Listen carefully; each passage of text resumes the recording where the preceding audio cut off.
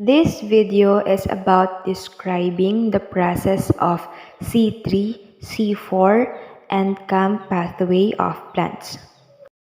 C3, C4, and CAM are the three different processes that plants use to fix carbon during the process of photosynthesis. Fixing carbon is the way plants remove the carbon from atmospheric carbon dioxide and turn it into organic molecules like carbohydrates.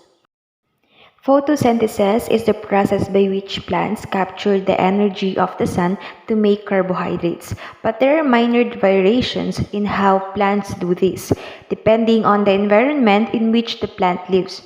In this video presentation, we'll look at the difference between the three photosyntheses, the C3, C4, and CAM. Most plants carry out C3 photosynthesis. As we will see, the name of C3 has to do with the type of carbon molecules produced during the process.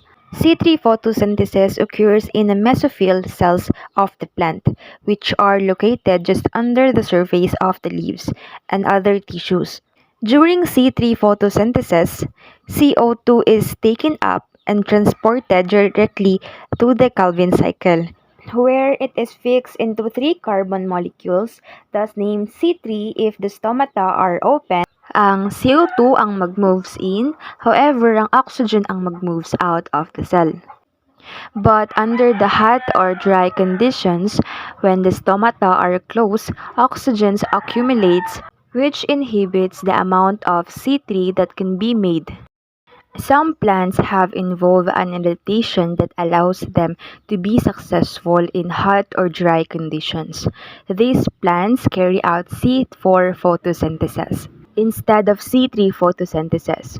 During C4 photosynthesis, the CO2 moves into mesophyll cells and is immediately fixed into four carbon molecules. Thus the name C4 photosynthesis, but the anatomy of C4 plants is different from that of C3 plant. A somewhat simplified version of this process is shown here.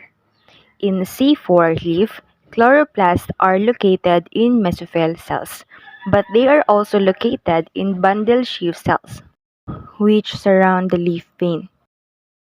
CO2 moves from the mesophyll cells into the bundles of sheath cells, where the Calvin cycles occur. Mao ni siya ang mag-shield sa plants para dili mag-build up ang oxygen that would otherwise occur when the stomata are closed during the dry condition. A second way of addressing the problem of oxygen kay ang pagbag-o sa timing of photosynthesis. This is also called the CAM photosynthesis. And in many ways, it is similar to C4 photosynthesis except that timing of process changes. During CAM photosynthesis, CO2 is taken up during night when the stomata are open and is fixed into four carbon molecules. It is then stored until daylight as an intermediate molecules which gives the CAM cycle its name. These adaptations allows photosynthesis to occur in a drier climates than in both C3 and C4 photosynthesis. Great example kay ang cactus. During C3 photosynthesis, the CO2 is taken up and transported directly to the Calvin cycle. The C4 pathway alters the location of photosynthesis, and CAM pathway changes the timing.